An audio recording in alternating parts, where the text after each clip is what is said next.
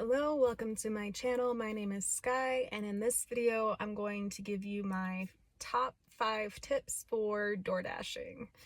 So let's go ahead and get into it. So I just became a top dasher in my area for the month of April, and so some of the perks of being a top dasher are you can dash anytime, which is really important to me because I'm a single mom. I have 2 little ones, and so it's really hard for me to stick to a schedule. I have to take a lot of breaks when I'm dashing because I have to take breaks so that they can get out if we need food or if they have to go potty, or just there's a bunch of stuff that comes up. So yeah, my first tip for becoming a top dasher is to make sure you have the right supplies. And so I'm gonna go ahead and show you all of the supplies that I use and my method for how I can carry multiple deliveries at a time, because one way to earn more is to definitely take stacked orders. So here is my work supply haul. I have this crate I got off of Amazon. I have this plastic cup holder. I think I got it from Target. And usually what I do is I'll take the cup holder they give me and put it right here, and it holds this in place. So then I'll put the drinks in this one because it holds them in place better. I have the DoorDash pizza bag. I got the Grubhub bags they give you for doing 100 Grubhub orders. And then I got this just super big catering bag off of Amazon as well. I use disinfectant spray to keep everything clean. And yeah, that's pretty much it. Some of the other supplies I use is I have a mask and hand sanitizers still, just because sometimes I have to deliver to like hospitals or nursing homes. So when I go in there, I obviously don't want to be spreading my germs all over the place. Like I said, I live with 2 kids and they get sick all the time, so I'm not trying to spread that to everywhere else. I also carry around my red card all the time because red card orders they're either hit or miss. So sometimes they're really good, sometimes they're not. I carry around my license and self-defense items. I am a single female and I do live in a really good area, but you just never know. The scariest thing I run into at times are dogs. I never will try to attack a dog. I will definitely just try to run from the dogs. I've only been bit once, and that wasn't door dashing, that was with Amazon. So I do keep items just to distract dogs. For a while, I did carry dog treats, just so if a dog did start running towards me, I could distract them. But you don't want to do that because dogs could be allergic to something, and then you don't want to be liable for, accidentally poisoning someone's dog. So I don't recommend doing that. The car I drive is a Toyota Prius, and it gets really good gas mileage. It's a hybrid. It gets about 45 miles per gallon. So I know a bunch of people say don't drive around a car you care about, but I really like my car and I'm trying to keep my car around. So I guess if you're going to do dashing, make sure it's a car you either don't mind taking care of or that you don't mind replacing sooner or later. I think that's pretty much it. I also usually have a water bottle with me and snacks, just because you don't want to get so hungry you start eating the person's order. Okay, my next tip is to track your finances, track your miles, and then track your taxes, because if you do this full time, you will have to pay taxes.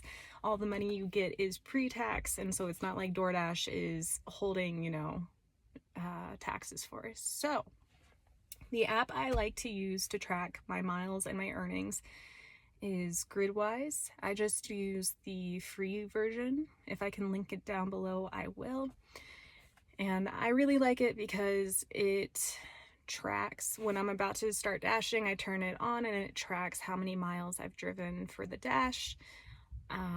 It also, if you link your DoorDash account to it, it can track your earnings as well, so you don't have to go back in DoorDash and add it all up and all that. You can just look in Gridwise and use that for your taxes. The thing I like to use for taxes is a really cool app by TurboTax. And hold on, I gotta look up what it's called really quick. It's an app called Taxcaster, and it's a tax calculator. And so even if you're just doing this as a side hustle, you can use it to, you know, calculate what your tax refund will be for the upcoming year. And so I think it's just a really good app everybody should have. I really like it because it shows me how much I need to have saved for taxes according to my earnings. You can also go on the IRS website and fill out, I think it's called a 2040C, I don't remember, but if you look up on the IRS estimated tax payments, that's the sheet you can use to calculate how much you should be saving for taxes according to how much you made so far in the year.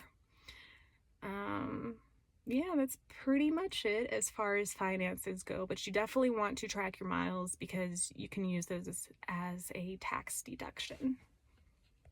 My next tip is to make sure you have a good phone, that your cell phone bill is paid, and that you're not going to lose service while you're out dashing, and that you constantly, like every day, check for updates to the DoorDash app. And so DoorDash just came out with this huge update to their app, and if you didn't get it, you could be having some problems in your app because you don't have the most updated version.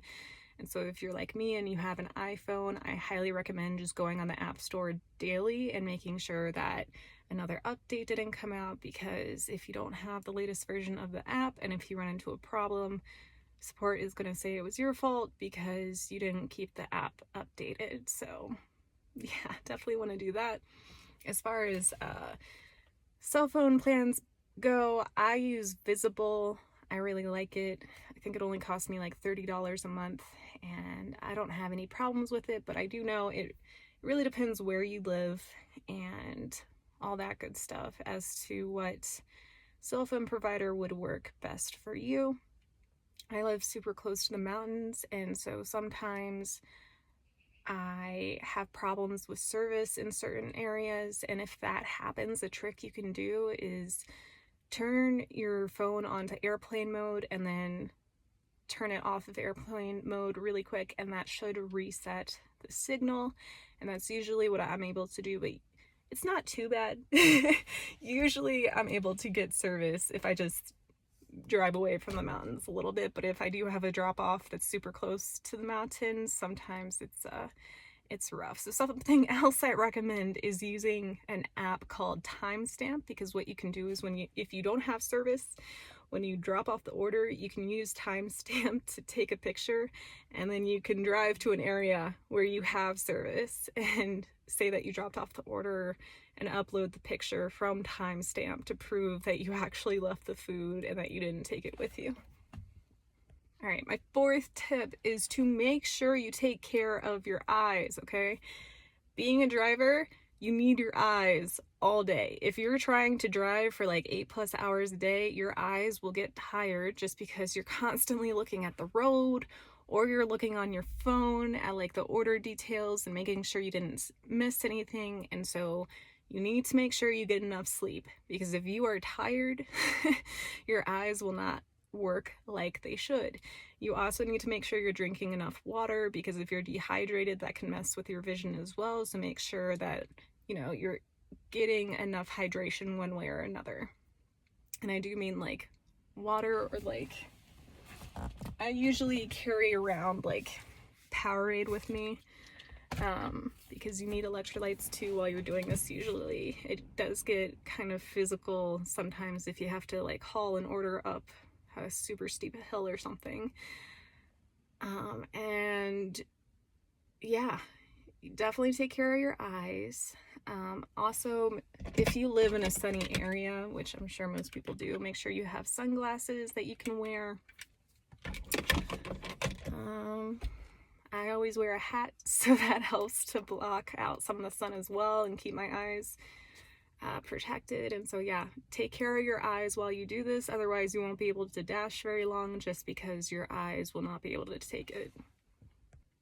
Okay, my last tip is to make sure you take good photos of where you drop off the order and my ring the bell policy. So I kind of already covered this, but excuse me, if you're using timestamp or if you're just taking a picture in DoorDash, make sure that you are taking a picture of the whole door or more. And so if I can take a picture where like I can get the number, like the house or apartment number in the picture and the door, I'll usually do that, because I cannot tell you how many places have apartments that have the same exact door. And I know sometimes you're gonna have those situations where like everybody has the same door and they might not even have like a visible number on their door, but you know it's their door because that's where the app is telling you to go.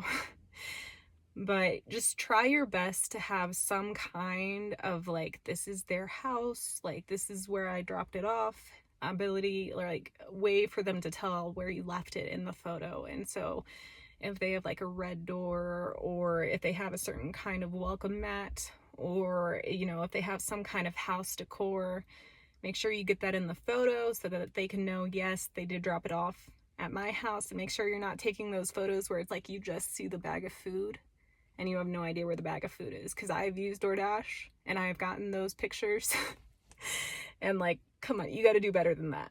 And so make sure you take good photos. And then as far as ringing the doorbell goes, and so this was actually a trick I learned in working for Amazon, is only ring the doorbell from like 8 a.m. to 8 p.m. I think they might do it from like 9 a.m. to 9 p.m. I don't remember, but my policy is 8 a.m. to 8 p.m. So if I get an order between 8 a.m. to 8 p.m. and it says leave at the door and they don't specify ring the bell or not, I will ring the bell. If it's before 8 a.m., I don't ring the bell, I just leave it at the door. If it's after 8 p.m., I don't ring the bell, I just leave it at the door. And I don't know if this has helped my rating, but I do have a pretty high rating, so I think this is working.